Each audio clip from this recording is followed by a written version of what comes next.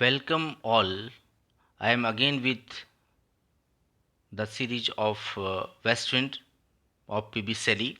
In previous classes, we have studied introduction about poem about the poet Stranger first. In the previous class, I have given a detailed uh, introduction as well as the detailed explanation of the poem of Stanza second and third.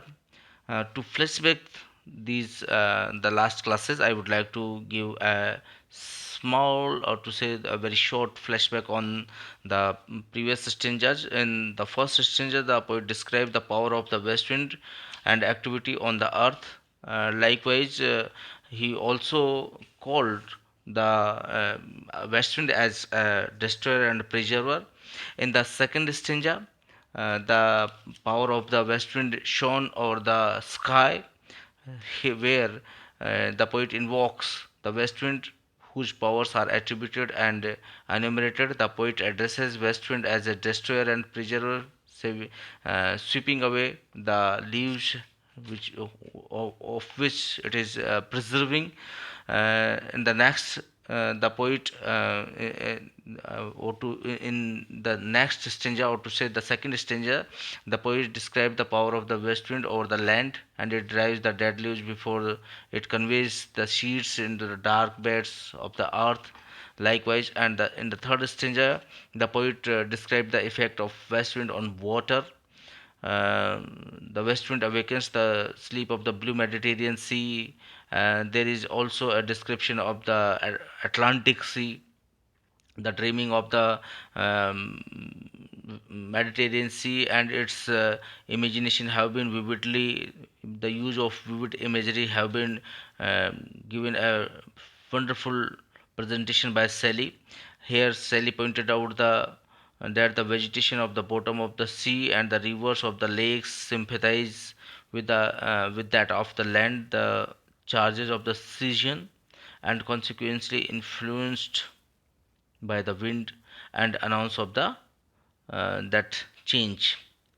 In the fourth stanza, which I am going to teach you, fourth and fifth stanza, the poet here establishes a link between his own personality and the personality of the west wind.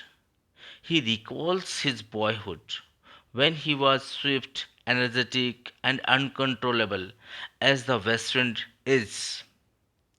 In his boyhood, he could excel the speed of the west wind and could accompany it on its wandering over the sky. But now, the misfortune of the life has crushed him. He is bleeding on the thorn of life helplessly. He wishes that he were a leaf, a wave, a cloud, so that the west wind could lift him. He make a pathetic appeal on the west wind to come to his help. In the lines, the poet says that, "Oh, lift me." In the fourth stanza, you can see the line number, this is the line number 53, where he calls, "Oh, lift me as a wave, leave a cloud. I fall upon the thorn of life, I bleed. A heavy weight of hours has chained and bowed one to like thee, tameless and swift and proud. Now the pain of the life, the misfortune of the life has crushed him." So it is a wonderful presentation given in the fourth stanza. So I would like to give a detailed study. We will study line to line the fourth stanza. After that, we will pick up the difficult words. I will try to give the meaning of that difficult words, and then we will study the text line to line. So, come on, on the text. So, what it says, if I were a dead leaf, thou mightest bear, if I were a swiftest cloud to fly with thee, a wave to bend beneath the power and share the impulse of thy strength, only less free thou, O uncontrollable, even I were in my childhood and could be the comrade of thy wandering over heaven, as then when to outstrip the sky speed scarce seemed a vision, I would never have striven as thus with thee in prayer in my sore need. Oh, lift me as a wave, a leaf, a cloud. I fall upon the thorn of life, I bleed. A heavy weight of hours has chained and bowed. One took thee, tameless and swift and uh, proud. So the difficult words here is the mightest the powerful, mightest the heavyweight. So next the difficult word, I think there is the swiftest cloud and the uh, very fast moving, fly in the air, pant, move fastly, impulse.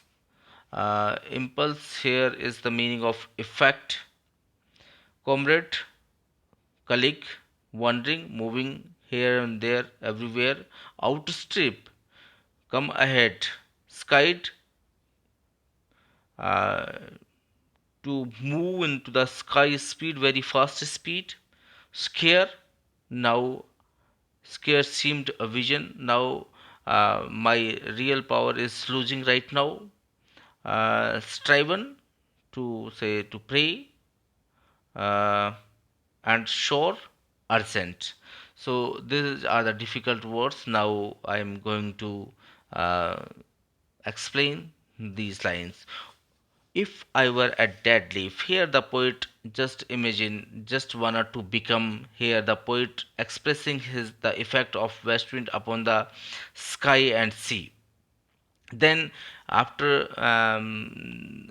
the impact of west wind over the land or the sky or the sea, now here he is very to say very pessimist towards the life, and he is very hopeful about the future, and he says that if I were a dead leaf, he wanted to just mingled or with the west wind. So he just says that if I were a dead leaf, thou mightest bear me. If I were a dead leaf, you can float me along with you. If I were a swift cloud to fly thee, a wave to pant beneath thy power and share.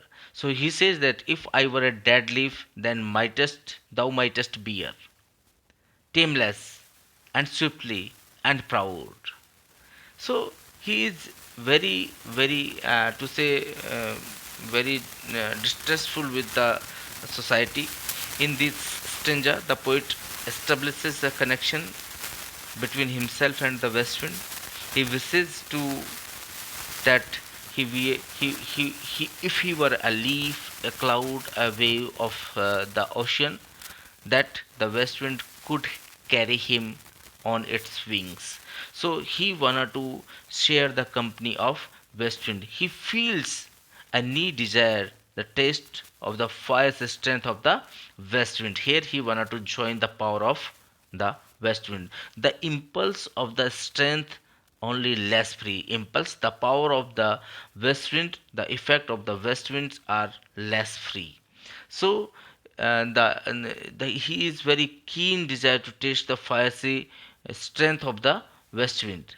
The west wind is uncontrollable. So he says that then, huh, only less free than thou, O uncontrollable. You are uncontrollable. No control is over to you. You are free. And what he says, even if I were as in my boyhood and could be, or if I were in my childhood. Here he is recalling his childhood, he feels that what he says that the west wind enjoy the ultimate dreamed. I say the poet too has the sense of freedom, though he is not free from, or to say he is not free as the west wind. The poet recalls his boyhood, the childhood, when he could surpasses the west wind in the speed, and when he could easily accompany it in its upward flight. So he says that when I was in my childhood, I could um, run with the speed of the west wind. The comrade, I wanna just to be become your companion of thy wandering over the heaven, as you are wandering all over the sky or the heaven. I just wanna to be accompanied of you. The west wind, the speed of could accompany it in its upward flight. And he says that what he says, as then when outstripped skied speed, and right now, तब जब मैं बच्चा था, when I was in childhood, my energy was on top level. If he had still that energy, the vitality which possessed in as in boyhood, he could have felt, he wouldn't have, not could, he wouldn't have felt the need of seeking the help of the west wind in the present distress. But he said that the scare seems of the vision I would never have been striven. So the poet says that in my childhood, in my boyhood, I could have ahead of west wind. As the speed of the west wind is quite speedy, but in my childhood, I think I was even faster than the west wind. So I just wanted to join the company of west wind. Right now I am very distressed, I have no power, I am very, to say, distressed with the life. And what he says that, but as he has lost his youthful vigor, fire, he is in need of help. So he says that now, right now, I am seeking the help of the west wind. The scare seemed the vision. I think I have lost my powers as I had in childhood would never have an Stephen. So the poet says that he appeals to the west wind. Ki, please, what he says, please, and thus with thee he prayer sure need. He now, right, the poet asking or seeking the sure need. What he just sure need, that he, oh, lift me as a wave, a leaf, a cloud, I fall upon the thorn of life, I beat. These are the very important line. Sometime the reference to text in the reference to context, these lines may be asked to the students. So come on to the lines. So here he is seeking what he just imagine. He appeals to the west wind greatly. What he says that, oh west wind, lift me as a leaf, as a cloud, as a wave, because he has greatly suffered in life. He fall upon the thorn of life. He says that please lift me as a wave, as a leaf, as a cloud.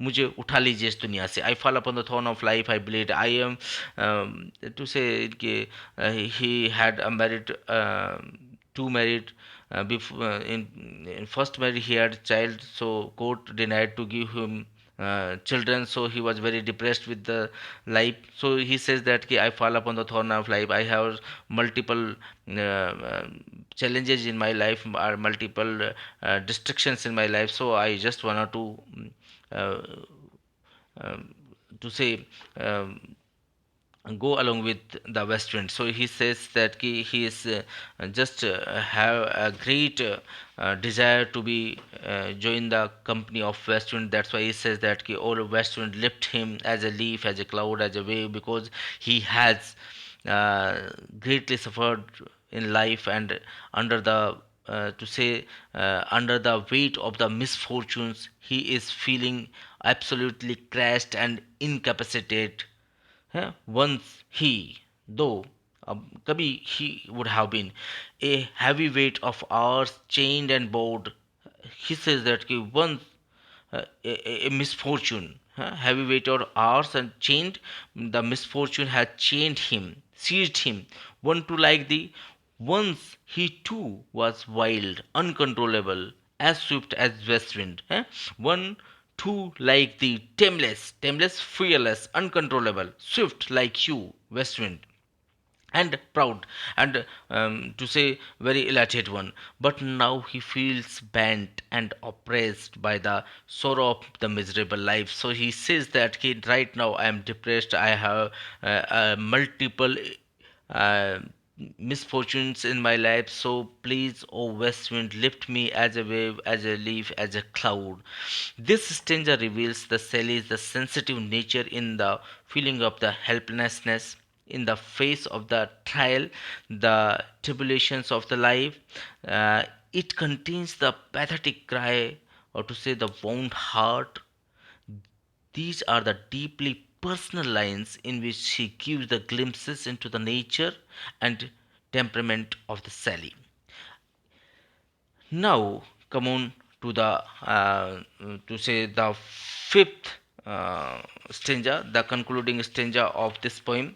In this stanza, the poet has given a wonderful portrayal of life. In fourth, he given the personal effect. Right now, in the fifth one, in the final stanza, that includes the whole universe in its and sweep. He says that what he says, the poet appeals the west wind to treat him as a liar and blow him on him as it blows on the forest, like the forest he too is passing through the autumn of his life, the west wind blowing him, and the forest will produce a sad but sweet music, addressing west wind as spirit fire and as a impetuous one. He appeals it to become, or to say, one with him and to scatter his ideas through over the universe, in order to these thoughts may bring out some sort of new changes, new period in the human history. He would like the west wind to be broadcast the whole world his prophecy about the coming of the golden era. If winter comes, can spring be far behind?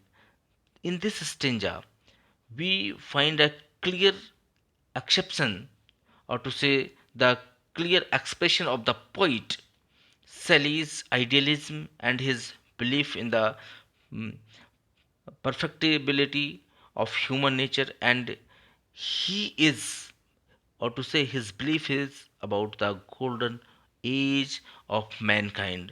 So the poet here wanted to express his ideas. He just praying to the west wind that please come on and spread, please mix me along with you and spread my ideas through over the world, throughout the universe, so that the humanity, or to say the mankind, arise from, because it is right now in a dismal zone. So he is very optimistic, though he is very frustrated, he is very hopeless with the present scenario, but he is seeking the hope.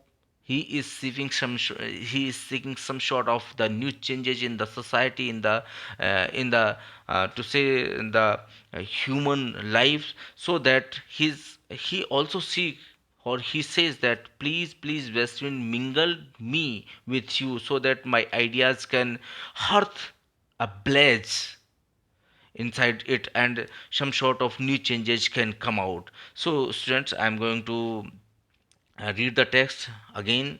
I will read the text. If you have, we will try to give the difficult words meaning. So come on to the text. Make me thy lyre, even as a forest is. What if my leaves are fallen like its own? The tumult of the mighty harmonies will take from both a deep autumnal tone, sweet though in sadness be thou. Spirit fires, my spirit be thou me. Imputation, driven by dead thoughts over the universe like withered leaves to quicken a new birth, and by the incantations of these verses scattered as from the unextinguished hearth, ashes and spark my words among mankind. Be through my lips to awaken earth, the trumpet of prophecy. O wind, if winter comes, can spring be far behind? So these concluding lines are the very motivational, and the poet is very hopeful towards the future. That's why he says that. If winter comes, if difficult days are or here, then the um, to say uh, the positive, the rest, the harmony will come today. So make me thy lyre. The poet here seeking permission to Westwind that make his lyre music. uh, I wanted to just become the part of the music of Westwind. Then leaves are fallen. The young age is now getting over. Though the poet died in the age of 30, but right now he is on of 26 years. But he says that his youthness is falling, or to say now he is growing older. Tumult, here he wanted to play thy mighty harmonies, mighty, the powerful songs, the sound of the west wind. Uh, Deep autumnal tone, the sad music that uh, arises when it's moves speedily. Then the impetuous, the uncontrollable one, uh, driven my dead thoughts, driven my ideas throughout the universe, dead thoughts which are decaying right now, because in the current scenario no one is paying attention uh, on my ideas. Quivering a new birth, I just wanted to stimulate the society. He says that he rejuvenate the world about to say he rejuvenate the world throughout his ideas scatter. He just wanted to spread all over uh, incantation magically, and scattered, spread out his ideas, unextinguished. My ideas are just extinguishing, but they are not extinguished. These are unextinguished, means still they are not died. Still they have some sort of light in it. I just wanna to spread my ideas. Unawakened, the dreaming mind, the uh, humanity, the mankind who are not aware of the revolutionary ideas, those who are not aware of the society. He just wanted to bring some sort of a change, trumpet of prophecy. He just wanted to proclaim, or to say declare, that if winter comes, if there are the uh, sad days, if there is the unhappiness, if there is the to say the difficult time, then the next, the strong one, the say the beautiful one, the positive one, the spring, the happiness will come. If sadness is here, the winter is here, the difficult time is over here, then it will be followed by the happiness, the spring, the summer. So the poet here seeking permission to the West Wind that West Wind treat him as a liar. He says that make me liar. The poet seeking permission to West Wind that treat him as a liar, as a music, just to treat in the forest. How? As the west wind moves throughout the jungles, in the to say in the forest, then as he moves throughout the jungle, there a hollow sound creates when it moves throughout. So it's a hollow sound, but it's a musical sound towards, or to say the poet is very enchanted with the sound of the west wind, so he just wanted to become the part of west wind. The poet regards the forest as the strange musical instrument in which the west wind blows and produce the harmonious sound. And he said that the tumult of thy mighty harmonies, tumult, again, it is to say it plays, it's a wonderful music come out, or the as the west wind blows, it produced a harmony sound, it's produced some sort of a music, will take from both deep autumnal tone which had a wonderful lyre. The style of the song will become to say it is some sort of a sad tone, but he says that he would like the west wind to treat him also like a stringed musical instrument and blow him. He is again say that what he says that through that he too be passing through the to say the autumnal uh, of his life, just as the forest. He says that what he says, sweet though sadness. The music is sweet, but there is a sadness, no doubt. Be thou spirit fires. I just wanna to be become, or to say कि my spirit become thine spirit and thine spirit becomes mine spirit. I just wanna to mingle with the west wind. So here he is seeking permission. My spirit, be thou me. My spirit, I just wanna to कि my spirit begins to your spirit and your spirit begins to my spirit, impetuous one, and if they becomes both one, then it will become uncontrollable. So he says that what he says that कि two, that he too be passing throughout the autumn of his life. He just as the forest is passing throughout the autumn, the poet leaves are falling, as if right now he is 26 years old, but here the poet says that his leaves of youthness are falling as the leaves of the forest are falling. He means that all his hopes and joys are gone, and that his life has become grey, dull, and barren. So he says that driven my dead ideas over the universe. He says that he driven his dead ideas over the universe. So again, uh, he is says that he is seeking to say he is requesting Westwind to strike of these two layers, the forest and the poet, it will become, or to say the produce some sort of melancholic sad sound, because both the fire and the poet being in autumn of their leaves will respond gloomy to the west wind, but the sound obviously come out sad. They will certainly be sweet. The poet says that for me the sad sound is absolutely sweet for me. The sad songs are always sweet, as Shelley tells us also in the poem Ode to a Skylark. Shelley appeals the west wind to become his spirit because there is much commotion between them. The poet would like to become one with west wind.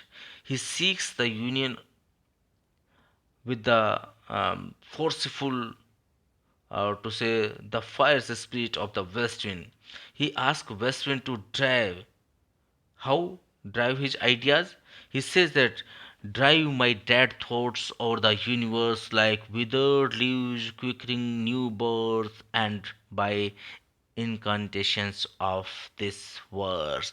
Driven my dead ideas, my ideas which are getting dead right now, please scatter all over the universe, all over the world, likewise the withered leaves, as you spread, or to say the withered the dead leaves, hmm?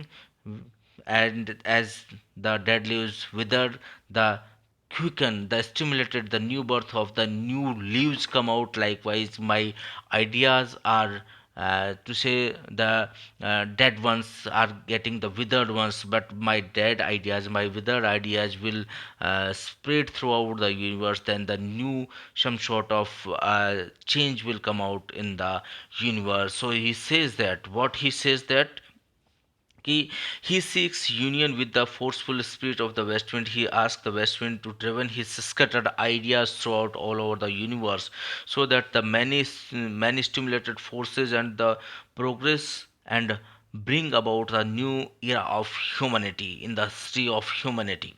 He thought that he also thought do not have their original fire, but they are still capable of inspiring mankind, though the power in his ideas not as powerful as it were, but as if right now they are very low, they are not incapable, but they are not such powerful, they are not such original, but they are capable to bring inspirational changes in mankind, just as the essence of the spark fly in the direction. How? He says that the scattered from the unextinguished hearth spread as from the unextinguished, where there is no some sort of आग नहीं है अभी उस चूल्हे के अंदर, आग बहुत slowly है, very unextinguished है, still it is not end. hmm? Ashes and spark my words among mankind be through my lips to awaken the earth, just as ashes and sparks fly gone out.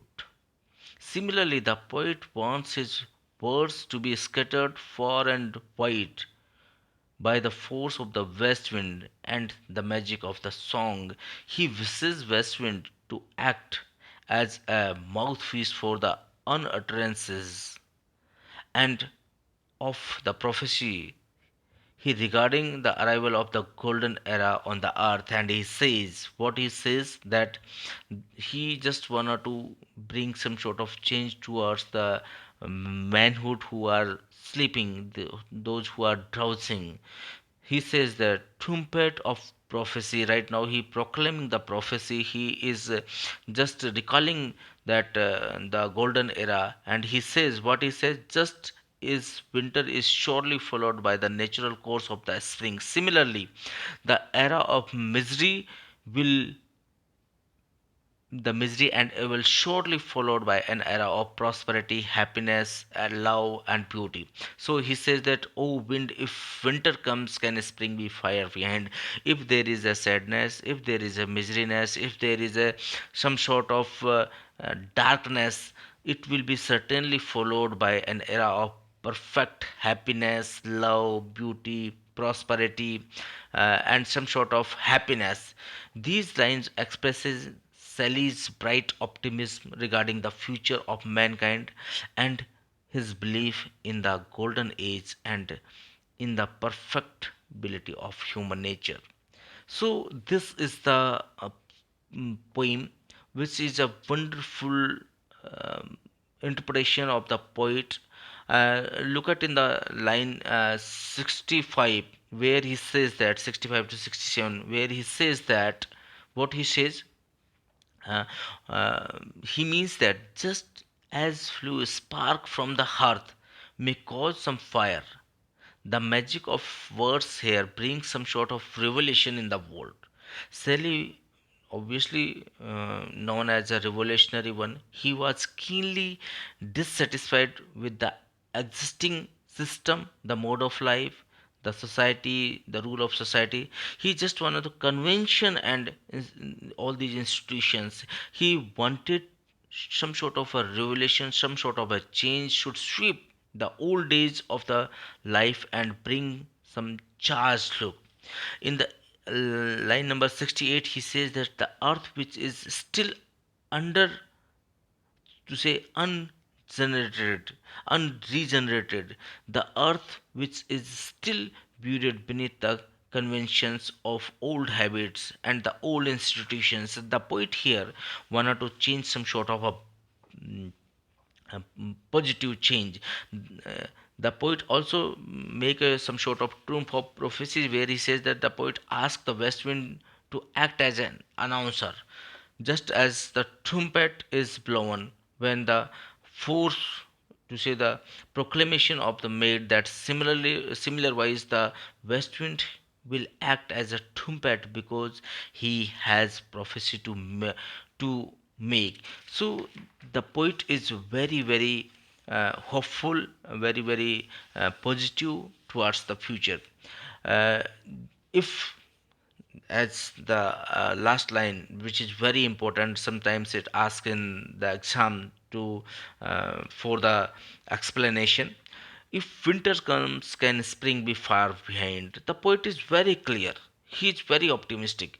He says that winter in England is the period of great distress because of its intensifying cold, ice.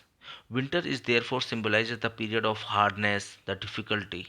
Likewise, if winter comes, can spring be far behind? So it will be likewise the difficult time. After a difficult time, the hardship, the spring, the joys, the rebirth, the happiness, the perfectness, the love, the beauty, or to say will followed. It is the birth of new nature. So winter must always be followed by the spring. So difficult time always followed by the good time. Similarly, the period of the misery, suffering, and evil will surely come to an end, and to say with a golden age will commence. During the golden age, or to say the millennium age, the beauty, love, the reign over the earth, there will be neither be evil, injustice, suffering.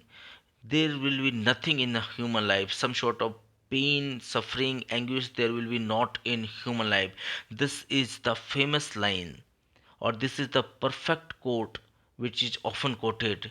It shows Shelley is an idealist as a believer in the eventual triumph of the forces of God over the forces of evil. He says that कि evil can never reign. Raj evil का कभी नहीं रह सकता है. Certainly बुराई का एक रोज अंत होता है.